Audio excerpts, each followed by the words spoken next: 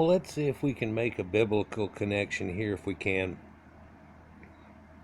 Now, I've shown before how the story of Genesis is actually taken from two different stories of the ancient Sumerians and another. We've gone over the two ancient Sumerian tales. One was earlier this year, one was last year, showing you how that connects. It's a series of the videos too, but it connects to the ancient tales of Gilgamesh and the coming of age, I guess, if you would, of Enkidu. Even hands him a fruit, and the idea of them coming together and so on.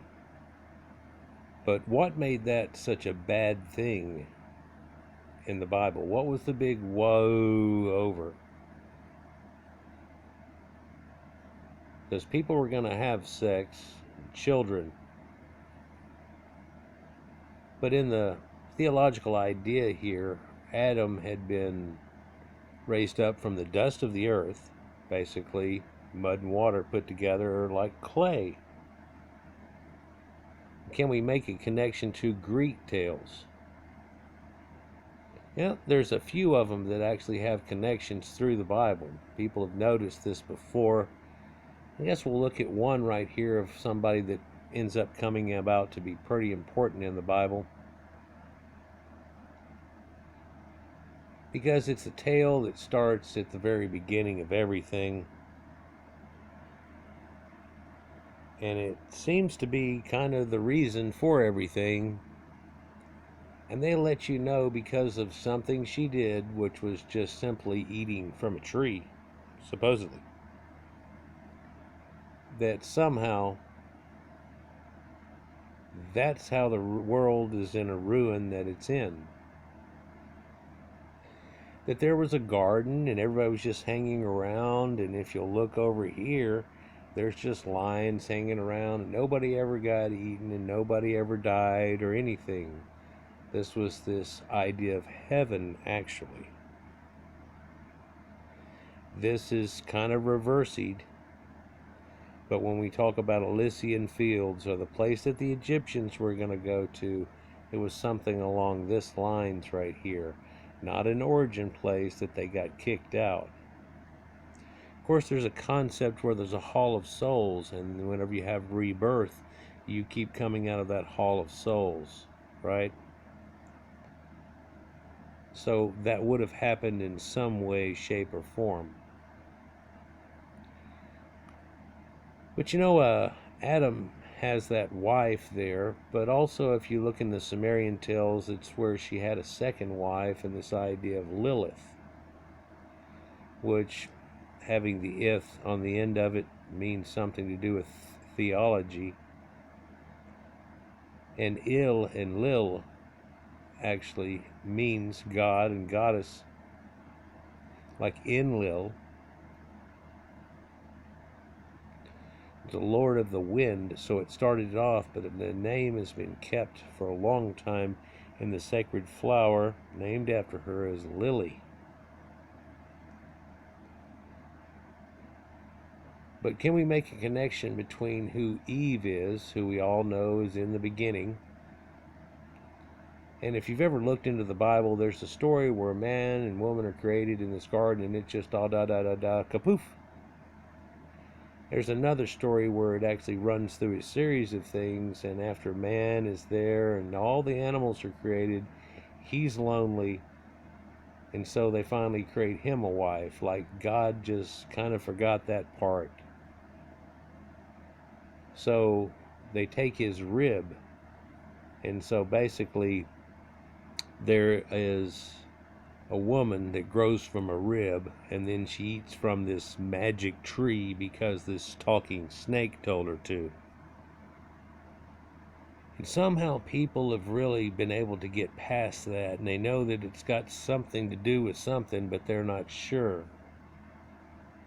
Some of it seems somewhat familiar, and you could make a comparison to life and sexuality and your wife and all kinds of things out of this. You see behind her, there's a peacock that's there. It's probably the most important thing in the picture other than Adam and Eve and the snake. In this picture, there's all the animals that are domesticated of man, but then there's also things like rabbits, which have a connotation to it, roosters, which we've shown have a connotation to it, geese, even ostriches, horses, and a lioness looking in. But she doesn't care. Here she is handing off the apple. So how can we find a Greek tale that sounds anything like this? Well, I've shown you where there's a thing of the nymphs that live in the Hesperides and the golden apples that go along with that, and then that's one connection here. But why everything goes sour is actually from another woman, and it is from the first woman. An automaton in a way. That was created, like Adam, out of dirt and water, clay, basically. Now, who could we be talking about that has such a coincidence like this? Even in the story, it used to be everything was perfect and there was no evil in the world. That makes sense, doesn't it? The apples thing's got a lot more to do with it. Stories of death, life, and rebirth have a lot more to do with it. In fact, you wouldn't believe it, but there's somebody that's known as Pandora that has an effect that is the same person. If you look into the story, she's the first woman. She's been given this sacred box that we know as Pandora's box, but in the original tales, it was a jug, basically, full of all the winds and the evils of the world, and when she opened it, the only thing that was left inside of it was hope. That's where you get the idea of a hope chest. Some of y'all might be old enough to have heard that expression. But it also is what's contained in the ark. If you'll look, this is built much that way, gilded and so on, and has connections. The name Pandora. Pan means across or throughout, and Dora is a expression of a goddess like Dio or Dia. Therefore we get Pandora, and she's a goddess of across this whole thing, this situation, because it seems like if you look at a lot of ancient people's tales in this whole area, they had that. Just like I show you the Greeks, gods weren't really necessarily their own and from one little hill that was over here as Olympus, but it was gods of the world that had been taken in by everyone, and a sacred 12 that goes along with it. But Pandora unleashes from this box that she's got, or used to be a jug, all kinds of hell, and it ruins the Eden effect that was going on in earth here, and it is her fault that everything and all the evils of the world get leashed out. People don't usually make the connection because they think of Eve as so innocent or something, and that this happened and she didn't know and she got tricked into it. Same thing goes on here. Somebody said, hey, what you got in that box? Tricked her into it, in a way. Is there a snake involved here? No, but when you think of this idea of a snake doing something, sneaky snake, there was. Yeah, the gods and so on is what we attributed to making it happen, but everything was going along fine. Younger Dryas event comes along and just ruined a lot of things for everybody. There used to be a lot of female goddesses through the religions, and they petered out coming into the time of what we think of as the Bible, and the Shera and the Queen of Heaven, and these people like Pandora were cursed to have had this concept of having all the evil of the earth unleashed, but there's also a sexual connotation with Pandora's box, but we don't need to get into that really.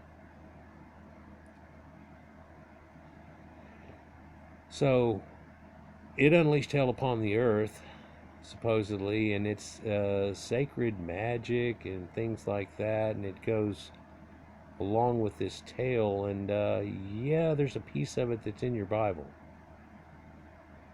and it's kind of parallel here, for both of them have this same concept going on of having ruined it, of course, of everything, but there's a concept of being the first woman. That's pretty important too. The mistake that was made. The difference is Adam is created in the same way as Pandora is created, but Eve was created by a rib. And that's because in the Sumerian story, Ninti is a childbearing helper that helps in the childbearing that happens to create humans too. And Ninti means Lady of the Rib. So we're going to throw that in there. It's amazing how it doesn't make sense that a woman grew from a rib and eats from a magic tree because a talking snake told her to. But whenever you realize about old serpent worship and the way that goes and the way people used to worship trees, Proto-Indo-Europeans, we still have that with our Christmas tree today, but Dumuzi and that concept of an evergreen tree, the sacred oak tree, the yew tree, the sycamore. Done videos about sacred trees and how that connects too. So there's that situation. There's that peacock again, and that has to do with rebirth and so on. But then also on the side of this chest right here, there's a wind goddess that's blowing these things. And people believe that the breath of life was everything. If you've ever had the air knocked out of you, you know that that's the truth. And somehow they knew that space had the effect where you couldn't breathe too, whether they had gone up on the highest mountains and then correlated the fact that it's getting thinner and thinner and will be nothing once they get up there. But of course they thought, some people, your Bible tries to talk about there being water in the sky and water on the earth and separating the two by air, so you're effectively living inside of a bubble. But if you go underwater, you can't breathe. You go into space, you can't breathe. So the breath of life is real important, and people used to wonder where wind came from. And pretty smart people came up with something that was good enough to appease people with, and that slowly over time got conflagrated into a bunch of people's tales and all of the ancient pagan myths and things that you know about, and eventually those got blended into what you know of as the Old Testament, along with the story they've got, which by doing so tries to correlate themselves to all of these ancient tales, as I've shown before with Noah, Jacob, and so on. And then this is a correlation, like Moses does the same thing that Sargon did on a reed coming down. And I've shown a few videos like that recently showing connections, and hopefully you realize that there's these connections right here too. Peace.